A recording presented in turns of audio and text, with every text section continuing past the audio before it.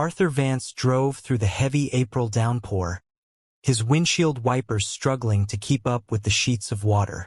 It was the kind of rain that blurred the world, turning the highway lights into shimmering, distorted streaks of gold and red. He was heading home to Chicago, 3 days earlier than he had planned. His latest research trip for his new book had been a success, mostly because a key witness in a 30-year-old cold case had finally decided to talk. As an investigative author, Arthur lived for those moments, the sudden crack in a wall of silence. But right now, all he wanted was to be in his own living room. Home meant Maya, his 7-year-old daughter, who had inherited her mother's thick, dark curls and Arthur's own stubborn streak. Home also meant his wife, Elena.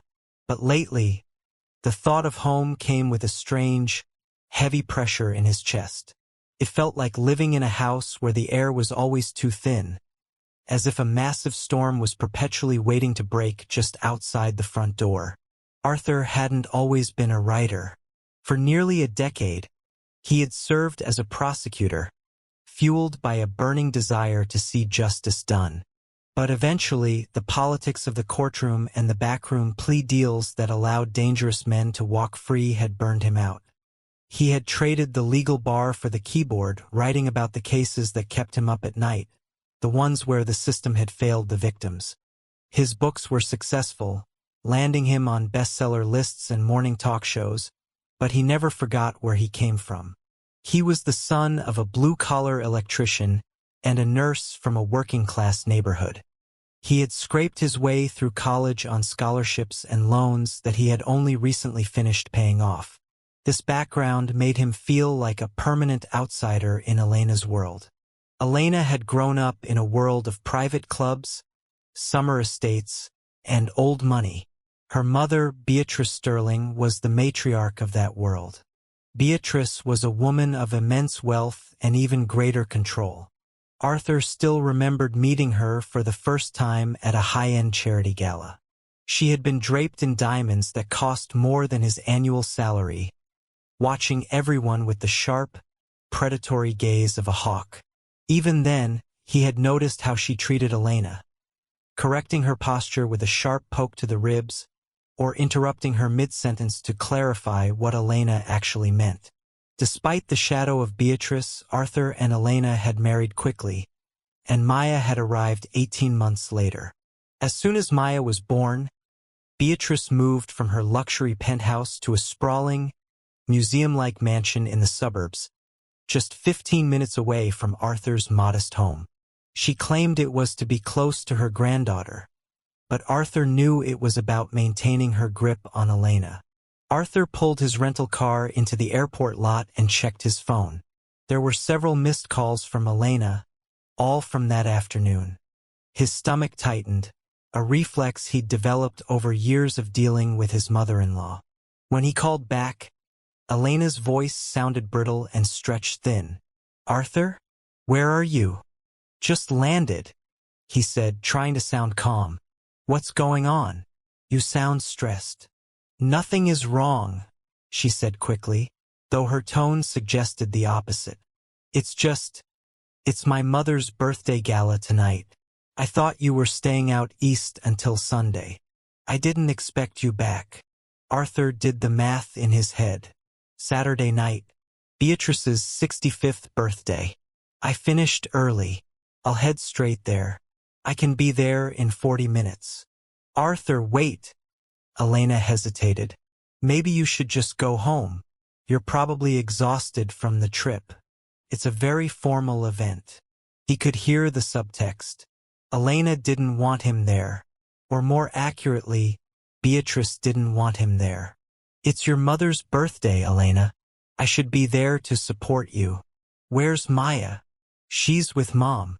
She wanted to go early to help set up the decorations." That familiar tightness in Arthur's chest returned. Maya at Beatrice's house. Helping. He knew what that usually meant. It meant Maya being tucked away in a corner, given some quiet task to keep her invisible, while Beatrice played the perfect hostess for her elite friends. "I'll see you soon," Arthur said, hanging up before she could protest further. The drive from the airport took him through neighborhoods that gradually shifted from humble brick bungalows to massive stone estates. Beatrice's house sat on a prime corner lot, a grand colonial structure that looked more like a government building than a home. It was the kind of place where every room was decorated to perfection, filled with antiques that no one was allowed to touch. It was a house designed for display, not for living. The street was lined with luxury SUVs and European sedans. Arthur had to park 3 blocks away and walk back through the rain, his overnight bag slung over his shoulder. Through the tall, glowing windows of the mansion, he could see the party in full swing. Figures moved gracefully through the dining room like actors on a stage. He recognized various cousins, country club members, and the power players of the local charity boards. People who spent their winters in Scottsdale and spoke in hushed, serious tones about property taxes and private school tuitions. To these people, Arthur was the man who had stolen Elena away from her social standing. They treated him like someone who had tracked mud into a pristine gallery. He had tolerated their condescension for years for Elena's sake, and for Maya's. But his patience was wearing dangerously thin. He thought back to Maya's own birthday a few months ago. They had hosted a small party at their house with pizza and a cake Elena had baked herself. Maya had been radiant and full of laughter. Then Beatrice had arrived, late as always, carrying a gift wrapped in paper that cost more than the toy inside. It was a porcelain doll in a heavy glass display case. "This is for a young lady of true taste," Beatrice had announced to the room, her voice carrying over the other parents. "Not like those plastic trinkets your other friends brought." Maya had thanked her politely, but Arthur had seen the light in his daughter's eyes dim. That doll now sat on a high shelf in Maya's room, untouched and unloved. A reminder that in Beatrice's world, things were meant to be looked at, never enjoyed. Arthur reached the front door. Through the side window, he saw the foyer. Marble floors, a massive crystal chandelier, and a floral arrangement large enough to hide a person. The door was unlocked, so he let himself in. The sound of forced laughter and the clinking of expensive crystal washed over him. "I simply don't understand how people can trust the public system these days." A voice drifted from the living room. It was Beatrice's sister, a woman who shared the same sharp tongue and cold eyes. Arthur moved through the foyer, his eyes scanning the crowd for Maya. The dining table was a mountain of catered delicacies. Shrimp towers, roast beef, and enough champagne to fill a bathtub. There were at least 50 people, all dressed in tuxedos and evening gowns. Arthur, standing there in his travel-worn jeans and a button-down shirt, felt like a glitch in the system. He didn't care. He spotted Elena in the living room. She looked stunning in a dark silk dress, her hair swept up, but even from across the room, Arthur could see the lines of exhaustion around her eyes. When she saw him, her face went through a flicker of emotions. Shock, fear, and then a brief flash of relief that she quickly hid. She excused herself from her conversation and hurried over, her voice a low whisper. "Arthur, you should have called from the driveway. You're not dressed for this." "I don't care about the dress code, Elena," Arthur said, his voice steady. "Where is Maya?" Elena glanced nervously over her shoulder toward the corner where Beatrice was holding court, surrounded by a circle of admirers. Beatrice was wearing a cream-colored suit that likely cost as much as a small car. She hadn't noticed Arthur yet. "She's helping in the kitchen," Elena said, her voice dropping even lower. Arthur checked his watch. It was past 11 o'clock at night. "It's 11 p.m., Elena. Why is our daughter in the kitchen?" "Mom wanted her to help the staff with the dessert service. She said it would teach her work ethic." "It's fine, really." But it wasn't fine. Arthur could see the guilt in Elena's eyes. She knew it was wrong, but she was too afraid to challenge the internal hierarchy Beatrice had spent decades building. "I'm going to get her," Arthur said. "Arthur, please," Elena pleaded, reaching for his arm. "Don't make a scene. Not tonight." But Arthur was already moving. He didn't stop to argue. He walked toward the back of the house, his heavy boots leaving damp footprints on the polished marble floors, heading straight for the kitchen. The kitchen was a stark contrast to the glittering ballroom out front. It was shadowed, with the only light coming from a small bulb over the industrial-sized sink. Arthur stopped in the doorway, his eyes adjusting to the dimness. That was when he saw her.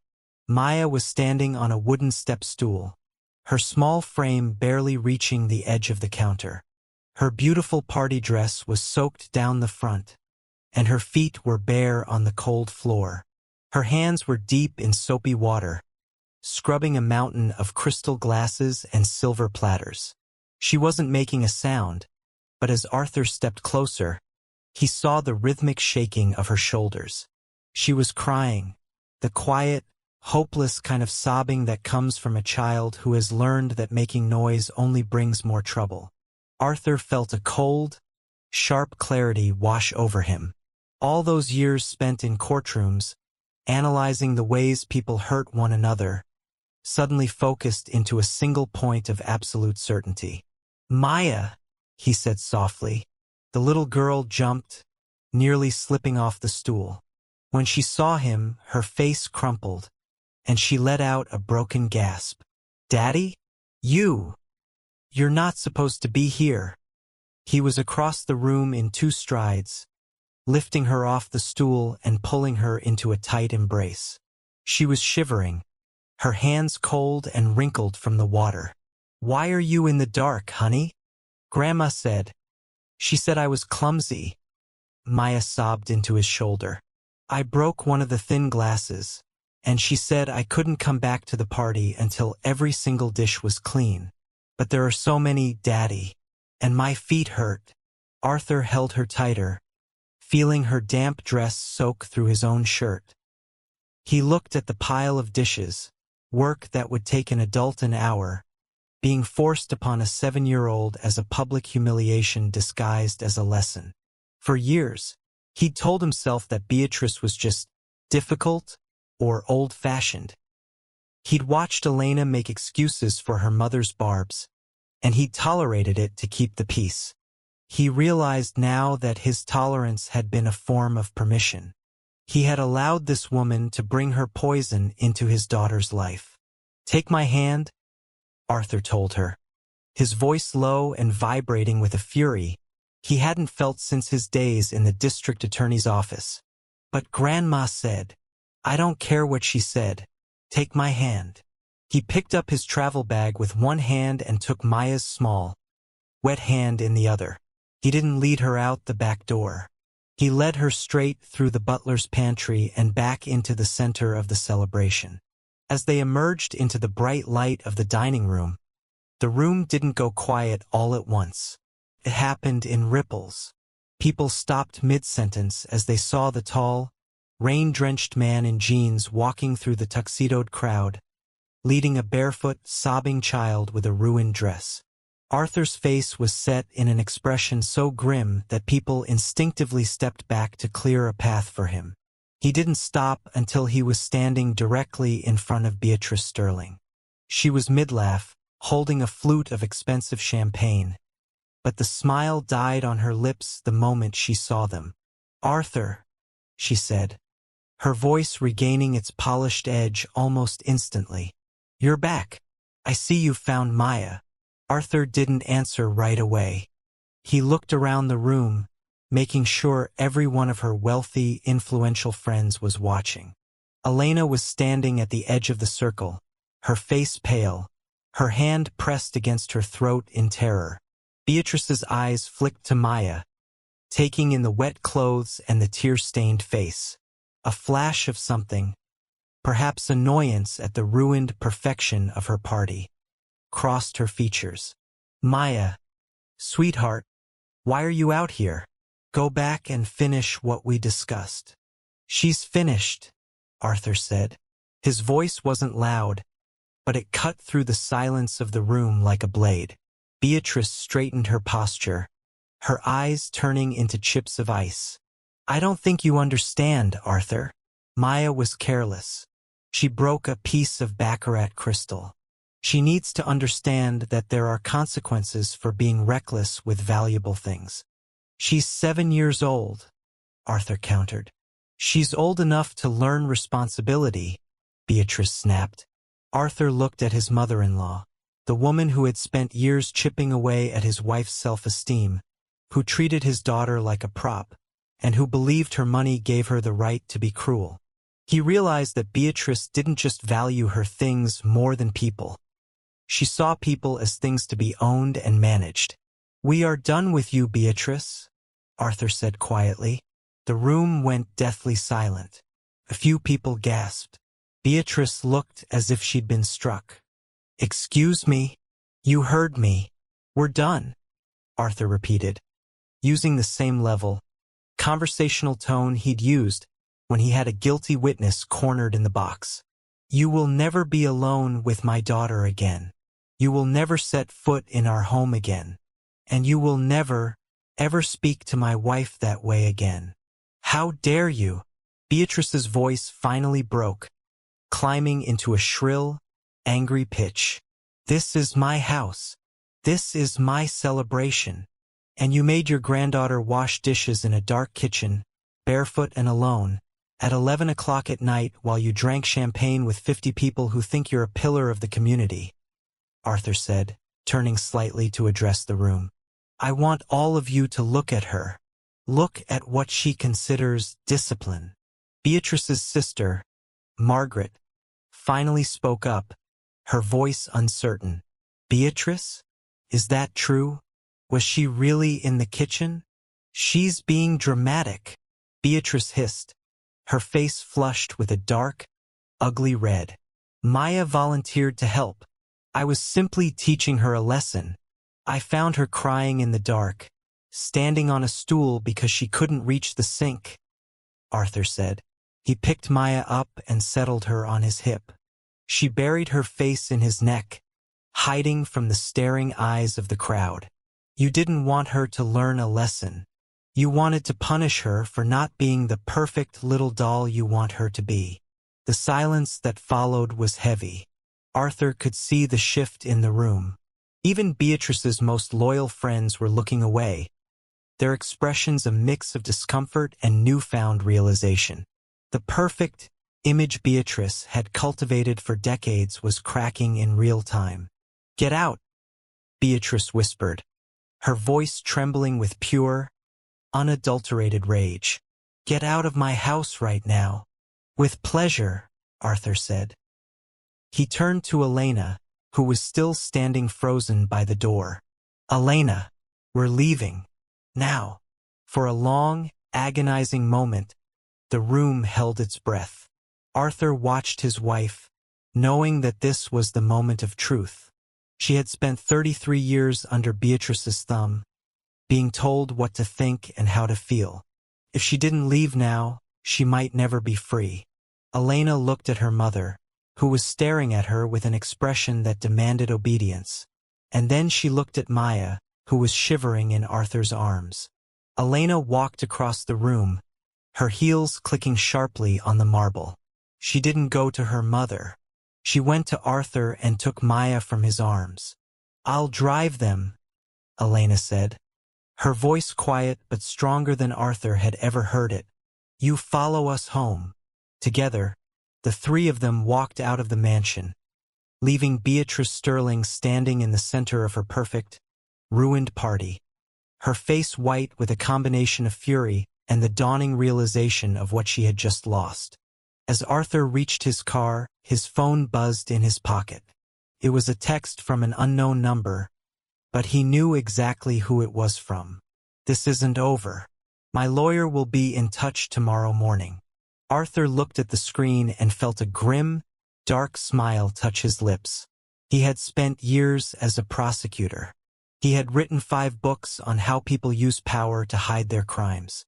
Beatrice Sterling thought she was starting a fight, but she had no idea that she had just invited a professional investigator to look into every dark corner of her life. "You're right, Beatrice," he whispered to the rainy night. "It's definitely not over." The drive back to their house in Forest Park was quiet, the only sound being the rhythmic hum of the tires on the wet pavement. When they finally pulled into their driveway and walked through the front door, the air in the house felt fundamentally different. For months, Arthur had felt as though they were living in a temporary shelter, but tonight, the walls seemed to stand a little taller, as if the house itself was relieved the secret was finally out.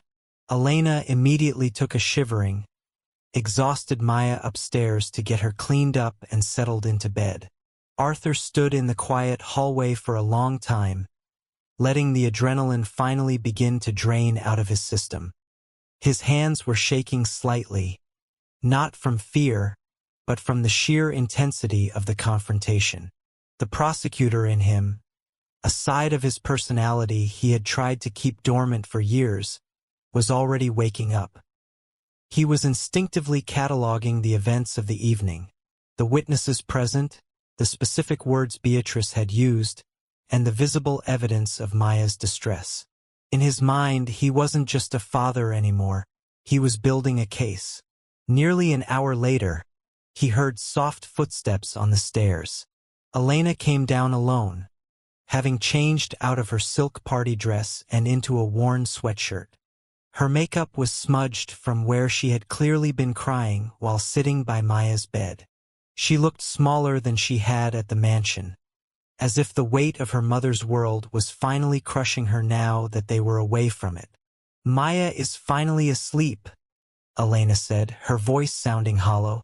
"I gave her a warm bath and had to read her 3 different stories before she felt safe enough to close her eyes." She sat down on the bottom step of the staircase, her hands trembling in her lap. "My phone hasn't stopped buzzing, Arthur. My mother is calling everyone. Aunt Margaret, Glenn, the neighbors, her friends from the board. She's telling them you assaulted her." Arthur leaned against the wall, his expression hardening. "I never touched her. I didn't even get within 3 feet of her." "I know that," Elena whispered, looking up at him with tear-filled eyes. "I was standing right there. I saw everything." She paused, a look of deep shame crossing her face. "How long have you known? About the dishes? I mean, I didn't," Arthur admitted honestly. "Not until I walked into that kitchen tonight. But I suspected something was wrong for a while."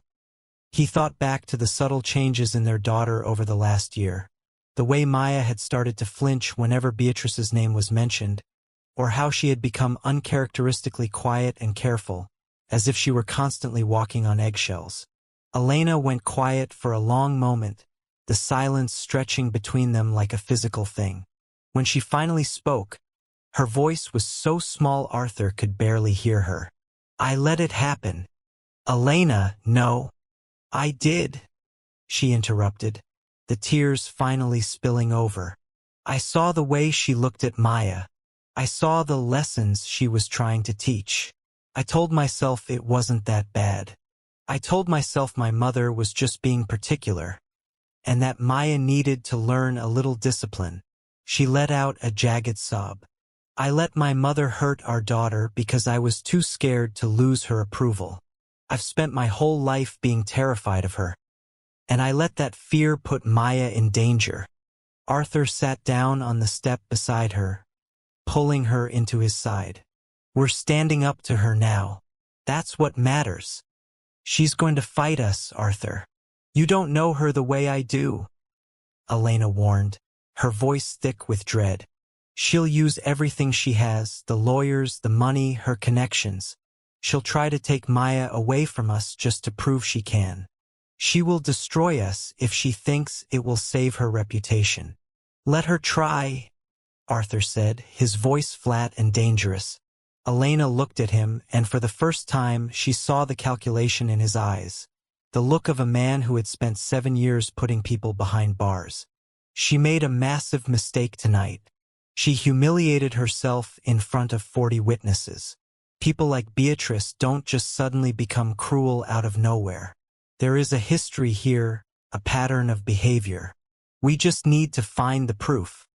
Arthur shifted the conversation, a new piece of the puzzle clicking into place in his mind. He thought about his fifth book, the research he had just finished about a woman who had manipulated an inheritance. Elena, tell me about your father. I know he died when you were 12, but I realize tonight I don't know the details. Elena wiped her eyes, looking surprised by the question. It was a heart attack. He was only 51. I was the one who found him in his study. She looked away, her gaze distant. My mother didn't cry at the funeral. Not once. She wore a designer black suit and accepted condolences like she was receiving awards at a gala. Within 6 months, she sold his construction business and moved us into the city. Vance Sterling Builders? Arthur asked, using the name of the company he remembered from the old records. Yes, it was a medium-sized company, mostly commercial work. It was successful, but the new owners ran it into the ground within a year after she sold it, Elena explained. She looked at him curiously. Why are you asking about this now? Just a feeling, Arthur said, though his mind was already racing with possibilities. He thought about how Beatrice seemed to benefit so perfectly from every tragedy in her life. Suddenly, Arthur's phone began to vibrate on the hallway table. It wasn't a text this time. It was a call from a number with a prestigious downtown area code. He put it on speaker so Elena could hear. Mr. Vance, this is Brett Beasley of Beasley and Associates. I represent Beatrice Sterling. A smooth, arrogant voice filled the hallway. Mrs. Sterling has retained our firm regarding your unprovoked physical attack on her this evening and your unlawful removal of her granddaughter from her residence. We demand that you cease all contact with my client immediately. Any further harassment will result in immediate legal action, including restraining orders and emergency custody proceedings. Call my office first thing Monday morning. The call ended, but the phone immediately buzzed again. Then again. Arthur watched as the notifications piled up. In the span of a single hour, the lawyer called 34 times. 34 calls? Elena whispered, her face turning even paler. She's going to do it. She's really going to try to take her. But Arthur felt a rush of cold confidence. He had seen this before in the courtroom. People who were truly in control of a situation didn't have their lawyers call a dozen times in an hour. She's panicking, Elena, Arthur said. She knows that those 40 witnesses saw her mask slip tonight. She knows her image is cracked, and she's terrified of what might happen when I start digging into the pieces. He stood up and looked toward the stairs, thinking of Maya sleeping safely above them. I'm going to do what I do best. I'm going to investigate her like she's a suspect in a homicide case. I'm going to find every skeleton she's hidden in those designer closets. And I'm going to make sure she never has the power to hurt anyone ever again. Arthur, she has so much money. She has judges on her charity boards, Elena argued. And I have the truth, Arthur replied with a joyless smile. I've taken down much worse people than Beatrice Sterling. Sunday morning dawned cold and gray, the sky a flat sheet of slate that seemed to press down on the quiet streets of Forest Park. Arthur woke at 6 a.m., his mind already churning with the details of the previous night's confrontation. He found Elena in the kitchen, her silhouette framed by the dim morning light as she stared blankly at a cold cup of coffee. 37 messages now, she said without looking up, her voice raspy from lack of sleep. From my mother, from Aunt Margaret, from Glenn, even from people I haven't spoken to in years. Everyone wants to know what happened. My mother is already painting you as the villain of the story. Arthur poured himself a cup of coffee and sat across from her. He knew they didn't have much time before the legal machinery Beatrice had set in motion began to grind. "We need to talk about what comes next, Elena. I've dealt with cases like this before. Beatrice isn't just going to sue us. She's going to push for grandparent visitation rights." Elena's head snapped up, her eyes wide with shock. "She can do that? After what she did to Maya?" "In Illinois, yes," Arthur explained, his voice calm but serious. "Grandparents can petition the court for visitation if they can demonstrate that it's in the child's best interest. Since she's been a constant, if overbearing, presence in Maya's life for 7 years, a judge might see her as an essential part of the family structure." He watched Elena process this, the fear returning to her face. "Right now, it's our word against hers. To her friends and the court, she's a generous donor and a pillar of the community. To them, I'm the unstable son-in-law who snatched a child away from a party. So, she wins," Elena whispered. "Not if we build a case," Arthur said, reaching for a notepad. "I need you to help me document everything. Every incident, every lesson. Every time she was cruel to Maya. We need dates, times, and details. We need to show a pattern of emotional abuse disguised as high standards." For the next 3 hours, they sat at the kitchen table. It was a painful process. Elena began to recount years of small, biting cruelties that she had suppressed for the sake of peace. Arthur filled page after page with notes. The time Beatrice had refused to let Maya eat dinner because she had used the wrong fork. The time she had made Maya stand in a corner for 2 hours because she hadn't thanked a guest with enough enthusiasm. The constant, wearying criticisms of Maya's hair, her clothes, and her interests. By the time Maya wandered downstairs at 9:30 a.m., rubbing sleep from her eyes, Arthur had 12 pages of evidence. "Daddy," Maya asked, climbing into Arthur's lap. "Are we going to see Grandma today?" Arthur exchanged a look with Elena. They had discussed how to handle this. He tucked a stray curl behind Maya's ear and spoke gently. "Not today, sweetheart. Remember what we talked about last night? From now on, you don't have to do anything that makes you feel scared or sad. Not for Grandma, and not for anyone else." "But Grandma says I have to be a proper young lady," Maya murmured against his chest. "You are perfect exactly the way you are," Arthur promised her. Once Maya was settled in the living room with her favorite cartoons, Arthur retreated back to the kitchen to make a call he had been thinking about all morning. He dialed Tom Fleming, his literary agent and a former family law attorney. Tom picked up on the third ring. "This better be good, Arthur." "I'm at my kid's soccer game," Tom said. "I need a lawyer, Tom. A family law specialist. But I need someone who isn't afraid to get their hands dirty," Arthur said, getting straight to the point. He gave Tom the abbreviated version of the gala and the 34 calls from Beasley. "You're talking about going to war with the Sterling estate," Tom said, his tone shifting to one of professional concern. "Beatrice Sterling has deep pockets and even deeper connections. If you start this, she will try to bury you." "I'm talking about protecting my daughter," Arthur replied firmly. "All right, there's a guy named Sam West," Tom said after a pause. "He used to be a high-level prosecutor for white-collar crime before moving into family law. He's known for taking on the untouchable wealthy clients who think they can buy their way out of the rules. He's expensive, and he plays hardball, but he's the best there is." Arthur took down the number and called it immediately.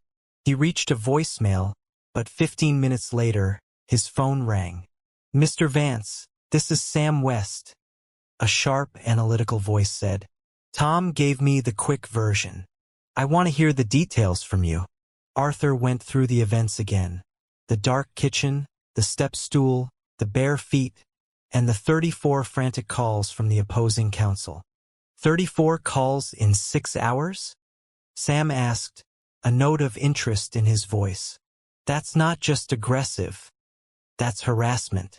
And more importantly, it's desperation. People who are confident in their legal standing don't have their lawyers call 36 times in a night. It means she knows she's vulnerable. Sam continued, outlining the battle ahead. Beasley will try to paint you as an unstable parent who is alienating a loving grandmother. He'll use your books against you, claiming you're obsessed with violence and revenge. But we aren't going to play defense. What's the plan? Arthur asked. We're going for full termination of her grandparent rights, Sam said. We're going to make it so Beatrice Sterling can't come within 100 yards of your daughter. But to do that, we need to prove she's abusive. We need a pattern.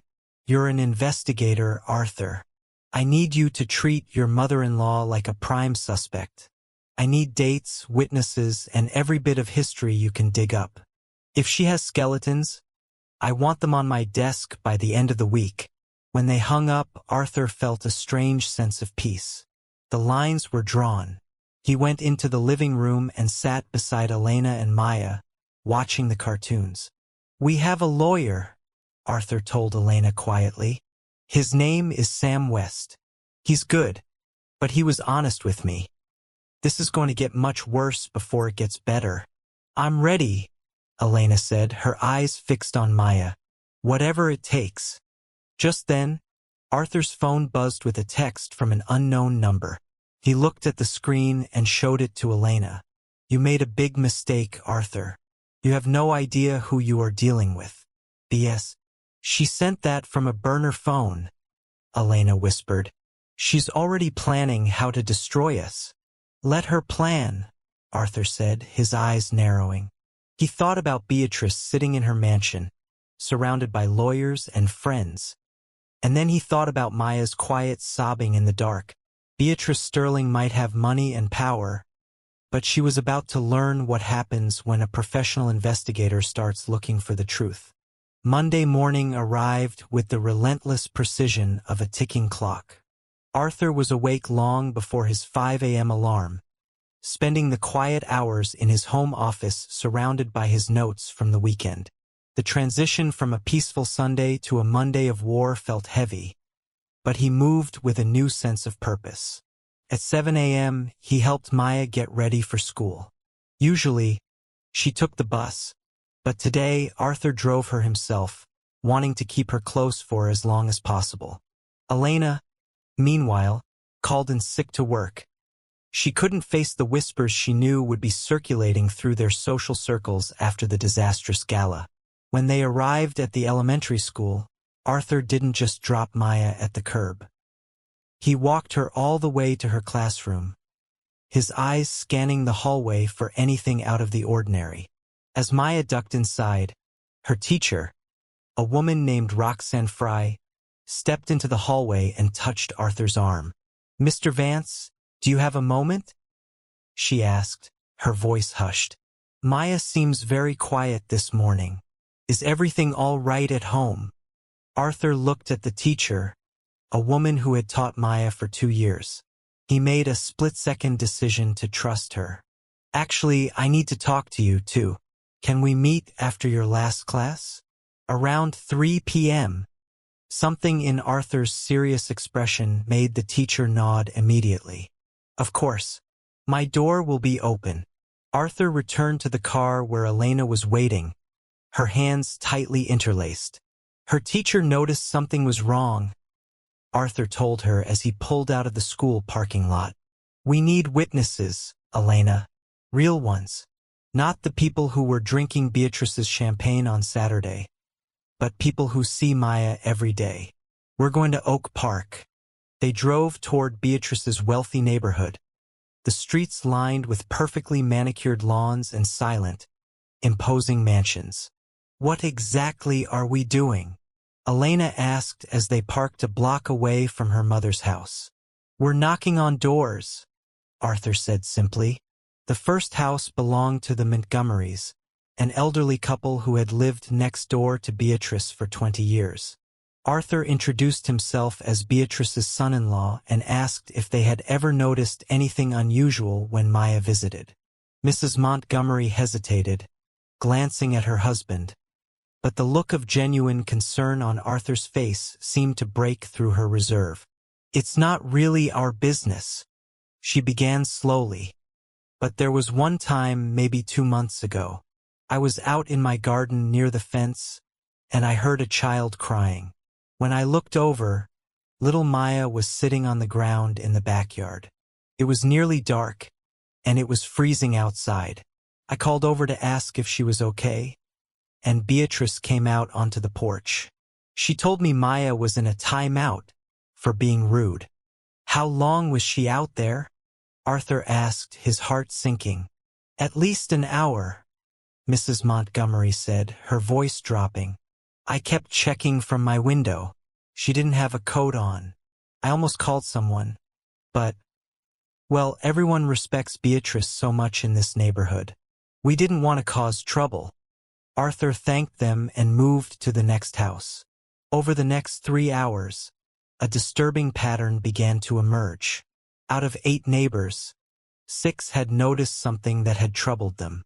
One had seen Maya being made to carry heavy garden bags while Beatrice watched from a chair. Another had heard Beatrice shouting at the girl through an open window about her lack of poise. None of them had reported it because they didn't think it was their place, and because Beatrice Sterling was a powerful woman. By 11 a.m., Arthur had 5 written statements. As they sat in the car, Arthur's phone rang. It was Sam West. "I have an update," Sam said, his voice sounding tighter than usual. "The good news is that the judge granted the temporary protection order.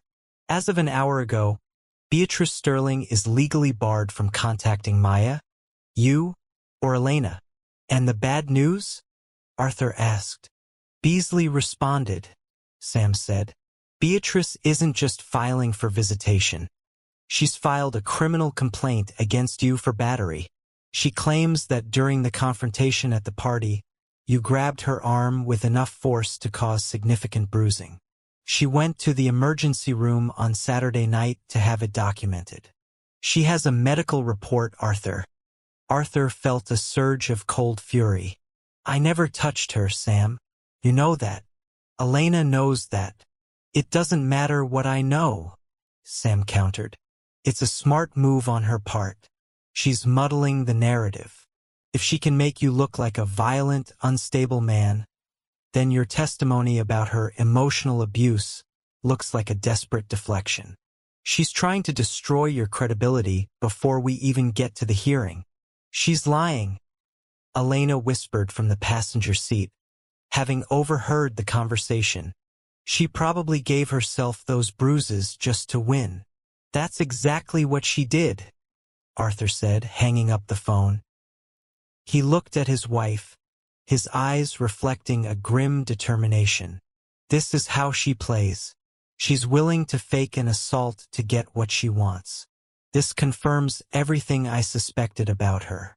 People like Beatrice don't just suddenly become this calculated. This kind of ruthlessness takes years to perfect." Arthur started the car, but he didn't head home. "We need to go back to the beginning, Elena. Your father's death, the sale of the business, all of it. If she's willing to lie about this, what else has she lied about over the last 15 years? They spent the afternoon diving into public records. Arthur started with the death of Glenn Sterling, Sr. He had died 15 years ago at age 51. The cause of death was listed as a sudden myocardial infarction, a heart attack. No autopsy had been requested, and he had been buried within 3 days of his passing. As Arthur dug through probate records, he found that everything, the house, the investments, and the construction company, had gone directly to Beatrice. She had sold the business within 6 months for $2.3 million. Arthur noticed a name in the old business filings. Malcolm McLean, a former partner of Glenn's. Arthur found a number and called. A man with a voice raspy with age answered. "This is about Glenn Sterling," Arthur said. There was a long silence on the other end. "That's a name I haven't heard in 15 years, McLean said. "I'm his son-in-law. I'm trying to understand the circumstances of how the business was sold. Arthur explained. You married Beatrice's daughter? My condolences, McLean said with a dry, bitter laugh. Glenn was a good man. Healthy, too. Ran marathons, didn't smoke. Then he just up and dies in his study. Beatrice couldn't wait to sell the company. I offered her $3 million fair market value. She turned me down and took $2.3 million from some developer friend of hers instead. Why would she take less money? Arthur asked, his investigator instincts screaming. Because that developer went bankrupt a year later, and Beatrice bought back all of Glenn's old client contracts for pennies on the dollar, McLean explained. Then she resold them for a massive profit. It was a brilliant, ruthless move. If you're asking if I ever had doubts about Glenn's death, well, I wondered every single day. She wouldn't even wait for a proper funeral. 3 days later, he was in the ground. Arthur thanked him and hung up, a new, darker theory forming in his mind. Beatrice Sterling wasn't just a controlling grandmother. She was a woman who saw people as obstacles to be removed or assets to be liquidated. He looked at his watch. 3 p.m. It was time to meet Maya's teacher. One thread at a time, Arthur whispered to himself. We're going to pull on every single one until her whole world unravels. The elementary school classroom smelled of crayons and floor wax, a setting of innocence that felt worlds away from the high-stakes legal battle Arthur was navigating. Roxanne Fry sat across from Arthur at a small wooden desk, her expression heavy with a mix of professional concern and personal guilt. I should have reached out to you months ago, Mr. Vance, Roxanne began, her voice steady but soft. There have been so many small signs. Maya's work is always perfect, too perfect for a second grader. It's the work of a child who is terrified of making a mistake. She leaned forward, describing a recent incident where Maya had burst into tears over a single incorrect answer on a spelling test, sobbing that her grandmother would be disappointed if she didn't get everything right. Arthur felt a familiar pang of regret, but he kept his investigator's focus. Would you be willing to put that into a formal written statement for our lawyer? More than willing, Roxanne replied without hesitation. I've been teaching for 20 years. I know what hidden abuse looks like. I just didn't realize how deep it went until I heard about the party. She promised to have a detailed document ready by the end of the week, a crucial piece of evidence that would bridge the gap between Beatrice's public image and her private cruelty. When Arthur returned home, he found Elena in the kitchen, her face flushed with frustration. She had just gotten off the phone with her Aunt May. She's already doing it, Arthur, Elena said, setting the phone down with a trembling hand. My mother is calling everyone. Aunt May told me I'm overreacting. She said the step stool incident was just a misunderstanding, and when I asked her directly, she claimed she didn't even remember seeing a stool in the kitchen. She's rewriting the memory of 40 people, Arthur noted grimly. She knows that if she can get enough people to forget the details, the whole case becomes a matter of opinion rather than fact. Just then, Arthur's phone rang. It was a woman named Stacy Cologne, a guest from the gala who had been sitting near the dessert table when Arthur walked through with Maya. Mr. Vance, I've been thinking about what I saw on Saturday, Stacy said, her voice dropping to a whisper. After you left, she was different. She wasn't the polished woman everyone knows. She was furious. She told a group of us that she was going to make you regret embarrassing her, and that her lawyers would ensure you never saw Maya again. Did anyone else hear her say that? Arthur asked, his pen flying across his notepad. At least 10 people, Stacy confirmed. But that's not why I called. I served on the Oak Park Community Foundation board with Beatrice for 5 years. I resigned last year because of how she treated a young woman on the staff, Christy Roberts. Stacy described a pattern of behavior that mirrored what they were seeing with Maya. Beatrice would target someone she perceived as beneath her, using her influence to humiliate and control them until they broke. Stacy provided Arthur with a list of names, young women who had worked for Beatrice at various charities and had all quit abruptly. This was the professional abuse pattern Arthur needed to show the court that Beatrice didn't just have high standards. She had a psychological need to dominate others. The next afternoon, Arthur sat in a quiet coffee shop in Lincoln Park, waiting to meet one of the names on Stacy's list, Candy Riggs. Candy was 29, but she looked much older as she nervously stirred a latte she hadn't touched. "I don't want to get involved in a lawsuit," Candy said, her eyes darting toward the door. "Beatrice Sterling is a very powerful woman. She could destroy my career with a single phone call." "She's trying to take my daughter, Candy," Arthur said gently. "I need to show the judge that what she did to you is exactly what she's doing to a 7-year-old girl." Candy's hands tightened around her cup, and the story poured out of her. She had been a development director for a literacy foundation where Beatrice was the board chair. It had started with lessons on poise and professional etiquette, but it had quickly devolved into a nightmare of control. "She made me do her personal errands during work hours," Candy whispered. "I was an executive, and she had me picking up her dry cleaning and vacuuming the interior of her Mercedes while she was in board meetings." She described the way Beatrice would isolate her, criticizing her in private while remaining charming and supportive in front of others. "She told me she was teaching me about the real world. By the time I quit, I actually believed her. I believed I wasn't good enough for anything else." Candy revealed that she and the other women on the list had a secret support group they called the Beatrice Sterling Survivors. She agreed to testify, but only if the others did, too.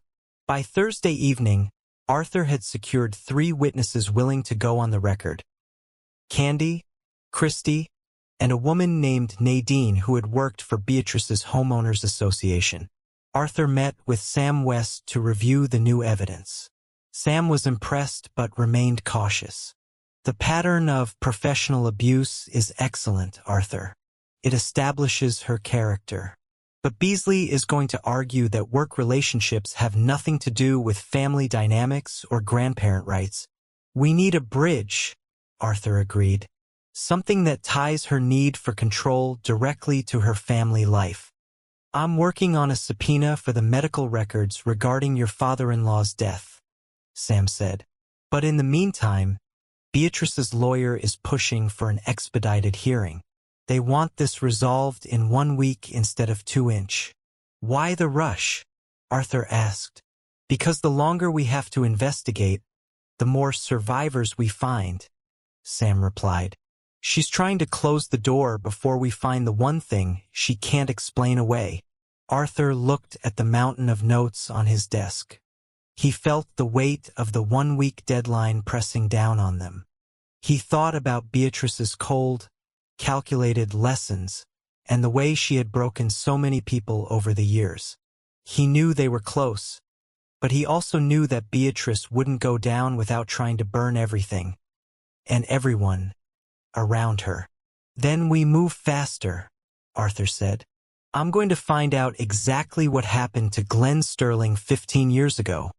Arthur knew that to truly defeat a woman like Beatrice Sterling, he couldn't just play defense in a family court. He had to go back to the source of her power, the moment she transitioned from a wealthy socialite to the untouchable matriarch of the Sterling estate. He spent Friday night and most of Saturday morning tracking down the lead that Malcolm McLean had provided. The name of the detective who had responded to the scene of Glenn Sterling's death 15 years ago. Detective Larry Love was now retired and living in a small, quiet town in Wisconsin. When Arthur finally reached him by phone, the man's voice was weary but sharp. "Glenn Sterling," Larry mused, a low whistle following the name. "Yeah, I remember that one. It was one of those calls that never quite sat right with me." "Why is that?" Arthur asked, leaning forward in his office chair. "The wife," Larry said bluntly. "Usually, when someone finds their spouse dead in a study, They're a complete disaster. But Beatrice? She was cool as ice. She was directing the EMTs, telling them exactly where to stand, managing the whole scene like it was one of her charity fundraisers. He explained that while he had been suspicious, the medical examiner had ruled it a natural heart attack. Since there were no visible signs of trauma, Beatrice had pushed for a quick burial, and the case was closed without an autopsy. Did she have a motive? Arthur asked. In that world, it's always money or control, Larry replied. But proving it 15 years later? You'd need a miracle, kid. Arthur thanked him and hung up, his mind already churning. He didn't need a miracle, he needed a paper trail. He spent the next few hours diving into deep-dive financial archives. He found that Glenn Sterling had a life insurance policy worth $2 million, which was paid out to Beatrice within 3 months of his death. Even more interesting were the probate records. Arthur discovered that Glenn had actually updated his will 6 months before he died. In the original version, everything went to Beatrice. But in the updated version, Glenn had created a massive trust for Elena that Beatrice couldn't touch, and he had significantly reduced Beatrice's control over the construction business. She never filed the new will, Arthur whispered to the empty room. She used the old one to keep the money and the power. It wasn't proof of murder, but it was a powerful motive for fraud, and perhaps something much worse. On Sunday afternoon, a man named Pablo Holden contacted Arthur. He had been Glenn's primary business partner and had seen Arthur's name in the recent news cycles about the Van Sterling feud. They met at a nondescript diner in Naperville, far from the prying eyes of Beatrice's social circle. I've been carrying this for 15 years, Pablo said, sliding a weathered yellow folder across the table. Glenn came to me 2 months before he died. He was terrified. He said Beatrice had been asking strange questions about his health and his life insurance. He thought she was planning something. Arthur opened the folder and found a letter, handwritten by Glenn Sterling and dated just 1 week before his death. Pablo, the letter began, "If you're reading this, something has happened to me. I don't want to believe my wife is capable of harm, but I found a bottle of pills in her cabinet that aren't prescribed to either of us. She's been asking my doctor about my heart medication. I've changed my will to protect Elena. If I die suddenly, please look into it." I went to the police back then, Pablo said, his hands shaking. But by the time I got the letter, Glenn had been in the ground for 4 days. Beatrice had already settled the estate. Without an autopsy, they told me I was just a grieving partner with a conspiracy theory. Arthur photographed every page of the letter. "This is exactly what we need," he told Pablo. "It shows a pattern of manipulation and fear that goes back decades." As Arthur drove home, his phone buzzed. It was Stacy Colon, the witness from the party. Her voice was trembling. "Arthur, Beatrice came to my house yesterday," Stacy whispered. "She was very polite, but she mentioned that my husband's company does business with several of her foundation partners. She didn't say it directly, but the message was clear. If I testify at the hearing, she'll make sure my husband's business is ruined." "Are you going to back down?" Arthur asked, his heart sinking. "No," Stacy said, her voice suddenly hardening. "Because I remember something else now. At the party, after you left, I overheard Beatrice talking to her sister in the powder room. I started recording on my phone because I knew it was important. Beatrice said, 'That child needs to learn her place, just like Elena learned hers, just like Glenn learned his.'" Arthur nearly pulled over. "You have a recording of her saying that?" "I'm sending it to you right now," Stacy said. The recording was chilling. Beatrice's voice was clear and cold, talking about breaking Maya early, so she would be fixable. It was the smoking gun they needed to show the judge that the discipline Beatrice preached was actually a systematic attempt to shatter a child's spirit. Arthur arrived home and shared the news with Elena and Sam West. They now had a pattern of professional abuse, a motive for financial fraud in Glenn's death, and a literal recording of Beatrice admitting her intent to harm Maya's psychological well-being. "The hearing is in 3 days," Sam said, his expression grimly satisfied. "Beatrice thinks she's walking into a standard custody dispute. She has no idea she's walking into an ambush." But as the night wore on, Arthur couldn't shake the feeling of being watched. At 2 a.m., a text arrived from another unknown number. "You think you've won, but you have no idea what I'm capable of. Tomorrow you'll learn the price of betrayal." Arthur screenshot the message and sent it to Sam, then spent the rest of the night sitting in the living room with his eyes on the security monitors. He knew Beatrice was cornered, and a cornered predator was always the most dangerous. Friday morning arrived with a biting chill that seemed to seep through the very stones of the Cook County Courthouse. Arthur dressed with the solemnity of a man preparing for a final stand, choosing his one high-quality suit, the charcoal gray one he used to wear during major trials. He checked on Maya, who was staying with a trusted family friend for the day, and then drove Elena to the city. The silence between them wasn't one of tension, but of shared resolve. They met Sam West outside the courtroom. Sam looked every bit the high-stakes litigator, his briefcase heavy with the evidence they had spent weeks gathering. "Ready?" he asked. Arthur nodded and they stepped inside. Beatrice was already seated. She had expanded her legal team to 5 lawyers, an intimidating wall of high-priced talent. She wore a pale blue suit, her hair perfectly coiffed, her expression as serene as if she were waiting for a concert to begin. When she saw Arthur, she offered a slight, chilling smile, the look of a predator who believed the cage was about to shut. Judge Merle Daly, a woman known for her razor-sharp intellect and intolerance for theatrics, took the bench at exactly 2 p.m. "This is a petition for emergency grandparent visitation and a motion to modify the existing protection order," she announced, her voice echoing in the silent room. "Mr. Beasley, you have the floor." Brett Beasley stood, adjusting his silk tie. He was smooth, polished, and practiced. "Your Honor, this case is fundamentally about a devoted grandmother being cruelly denied access to her only grandchild based on nothing more than the vengeful actions of an unstable father." He painted a picture of Beatrice as a pillar of the community, a woman who had been a constant source of love and support for Maya for 7 years. Then he turned his sights on Arthur. "Mr. Vance is a writer of true crime. His books celebrate violence, revenge, and the subversion of the legal system. He has become so immersed in his own dramatic fictions that he can no longer distinguish between a grandmother's discipline and the abuse he imagines for his next bestseller." Beasley then moved to the assault.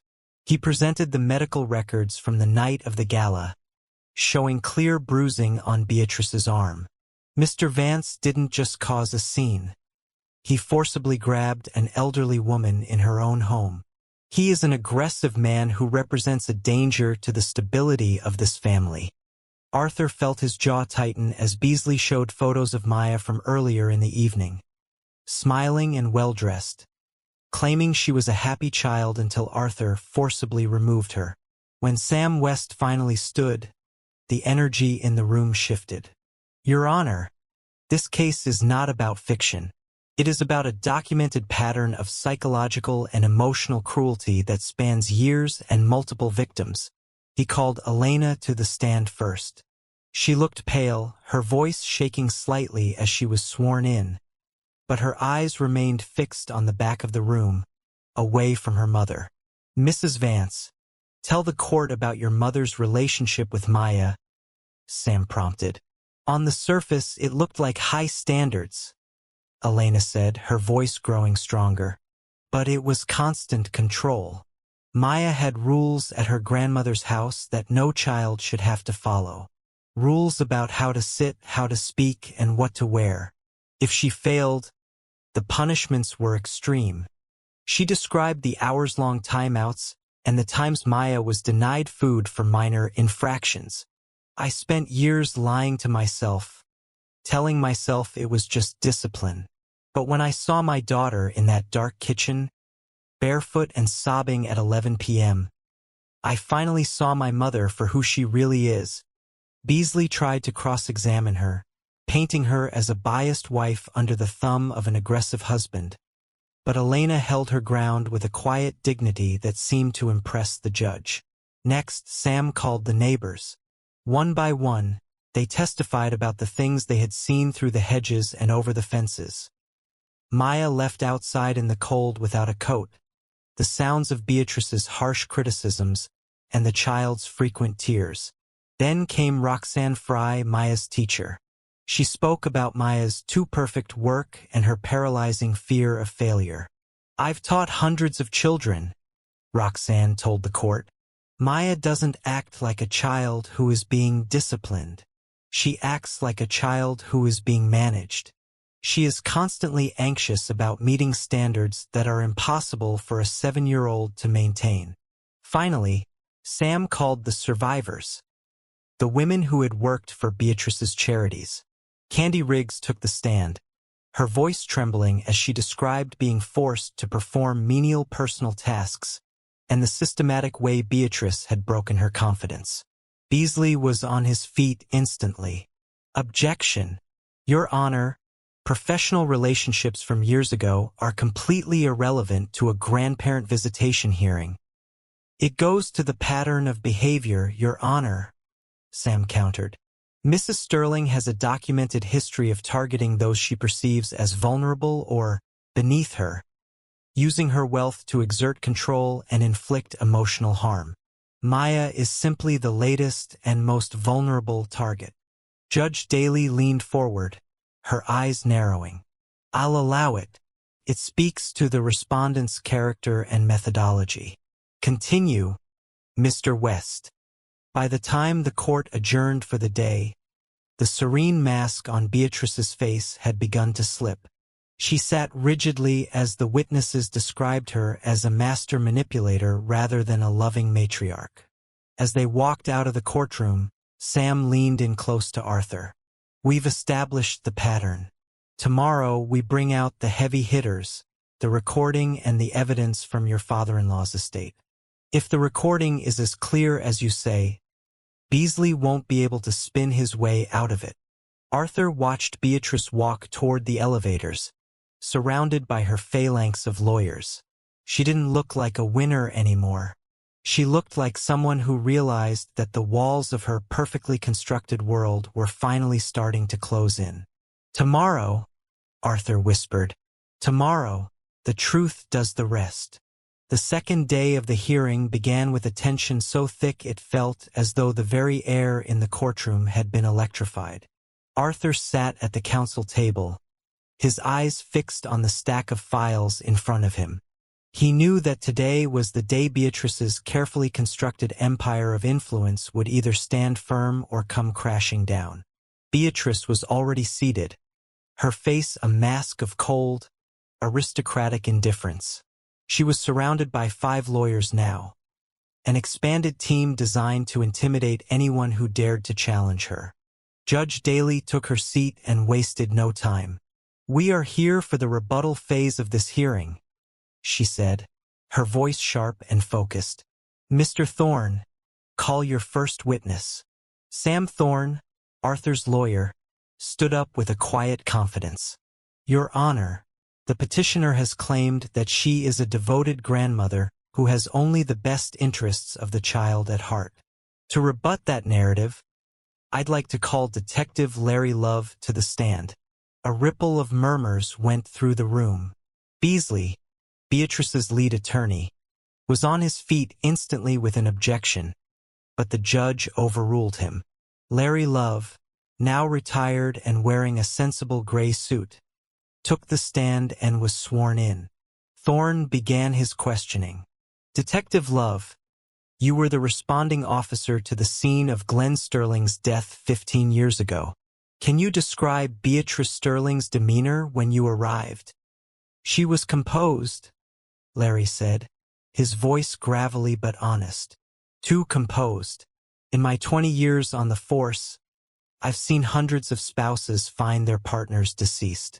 Usually they are a mess, but Mrs. Sterling was managing the scene. She was directing the EMTs and making sure everything was organized. Beasley tried to tear him apart on cross-examination, calling his testimony subjective and ancient history. But Larry didn't blink. He had no reason to lie, and his words planted a seed of doubt that the judge clearly noted. Next, Thorne said, his voice dropping an octave, I would like to present a recording obtained on the night of the Sterling Gala. Beasley's face turned an ugly shade of purple. Objection. That recording was obtained without my client's knowledge or consent.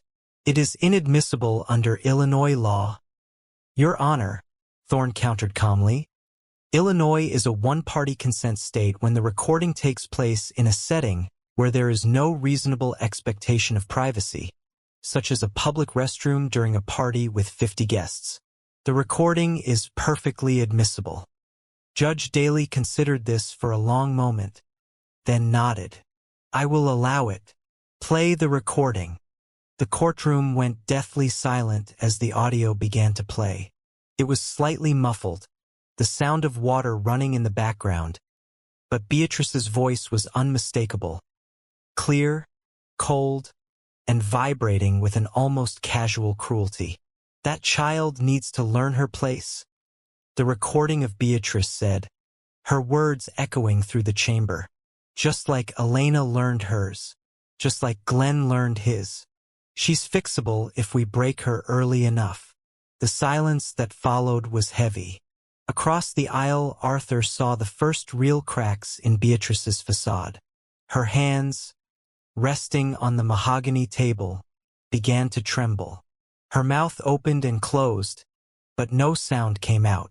The image of the loving grandmother had been permanently replaced by the voice of a woman who viewed her own family as projects to be broken. Judge Daly looked directly at Beatrice.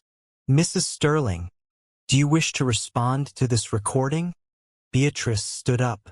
For a moment, she tried to regain her old posture, her old arrogance. Your Honor, she began, her voice tight and strained. I have been a pillar of this community for 30 years. I have donated millions to charity.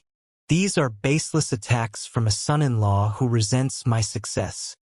The recording speaks for itself, Mrs. Sterling. Judge Daly interrupted, her voice devoid of warmth, as does the testimony of the teachers, the neighbors, and the women who worked for your foundations. I have seen enough. The judge took a deep breath and looked down at her notes. I am prepared to rule. Based on the evidence presented, I am terminating all grandparent visitation rights for Beatrice Sterling with regard to Maya Vance. Arthur felt Elena grab his hand, her grip so tight it was almost painful. The protection order is made permanent, Judge Daly continued. Mrs. Sterling is to have no contact with Maya, directly or indirectly, for the remainder of the child's minority. Furthermore, I am referring this case to the Department of Children and Family Services for further investigation into the allegations of psychological abuse. But the judge wasn't finished. She looked at the file Thorne had submitted regarding Glenn Sterling's death. I am also recommending that the state's attorney review the evidence regarding the death of Glenn Sterling, Sr., and the circumstances surrounding his estate. Beasley started to protest, but the judge's gavel came down with a finality that shook the room. My ruling stands. Court is adjourned. For a long moment, no one moved. Then, the courtroom erupted into a low hum of conversation. Arthur watched as Beatrice stood up. She looked across the aisle at him, and for just a second, the mask of the socialite fell away completely. The rage in her eyes was absolute. A pure, burning hatred that chilled him to the bone. This isn't over, she hissed, her voice carrying across the silent room. Yes, it is, Arthur replied, his voice level and calm. Beatrice turned and walked out, her 5 lawyers scrambling after her like shadows. She walked with her head high, but for the first time in her life, no one stepped aside to make room for her. Arthur, Elena, and Thorne left the courthouse and stepped out into the bright May sunshine. Across the street, in a small park, they saw Maya waiting with their friend. When Maya saw them, she broke into a run, her face lit with a genuine, unburdened smile. "Did we win, Daddy?" she asked as Arthur picked her up and held her close. "Yes, baby," Arthur whispered, feeling a weight lift off his soul that he hadn't even realized he was carrying. "We won." But as they walked toward the car, Thorne touched Arthur's arm. "She'll appeal the visitation ruling," Thorne warned. "But with that recording and the neighbor's testimony, she won't win. The real question is the state's attorney. If they find enough to open a criminal case into Glenn's death, Beatrice Sterling is going to be far too busy defending herself to worry about us." Arthur looked at his wife and daughter, finally safe and finally free. "Let her try," he said. "We're ready for whatever comes next." 3 weeks after the final hearing in the family court, the air in the Vance household felt lighter than it had in years. The constant, invisible weight of Beatrice's expectations had finally lifted. The Illinois Department of Children and Family Services, DCFS, completed their formal investigation, and the results were as scathing as Arthur had expected. Their report documented a long, dark history of emotional manipulation, control, and psychological cruelty. They officially recommended that Maya have no contact with her grandmother, confirming that the discipline Beatrice preached was, in fact, a form of systematic abuse. But while the family court battle had ended, the ripples of the Sterling scandal were only just beginning to spread through the city. Beatrice Sterling's world, once a fortress of perfect social standing and unshakable power, began to crumble in a very public way. It started with a quiet request for her resignation from the Oak Park Community Foundation. Within days, 3 other charity boards followed suit. Her society friends, the people who had toasted her for decades, suddenly stopped calling. The invitations to galas and private fundraisers dried up. Beatrice hired more lawyers, filed more appeals, and made more threats. But for the first time in her life, her money couldn't buy her way back into the center of the room. Arthur and Elena watched the fallout from a distance, focusing their energy on Maya. Without her grandmother's shadow looming over her, Maya began to thrive. She laughed more, her play became more spontaneous, and she stopped asking if her drawings were good enough for a museum. Elena, too, was healing. She had started seeing a therapist to work through the decades of manipulation she had suffered, and the process was painful but necessary. However, the most significant shift came from the state's attorney's office. Taking Judge Daly's recommendation seriously, they opened a formal investigation into the death of Glenn Sterling, Sr. 6 months after the initial hearing, Detective Larry Love called Arthur with news that felt like the final piece of a long, complicated puzzle. "They did it, Arthur," Larry said, his voice sounding both relieved and grim. "They exhumed Glenn's body.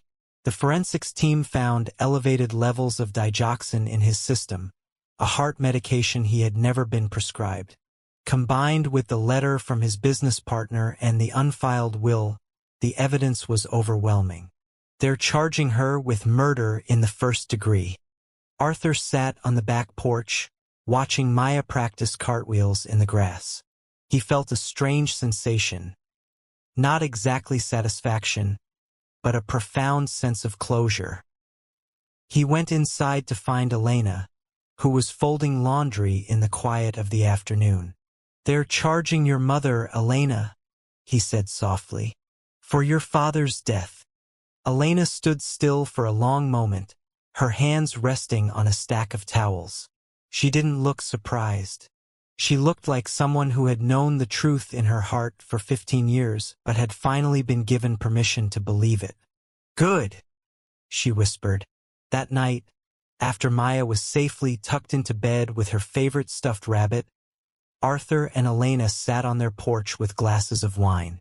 They watched the fireflies dance in the summer darkness, the silence between them comfortable and deep. "Do you think she'll be convicted?" Elena asked, staring out into the yard.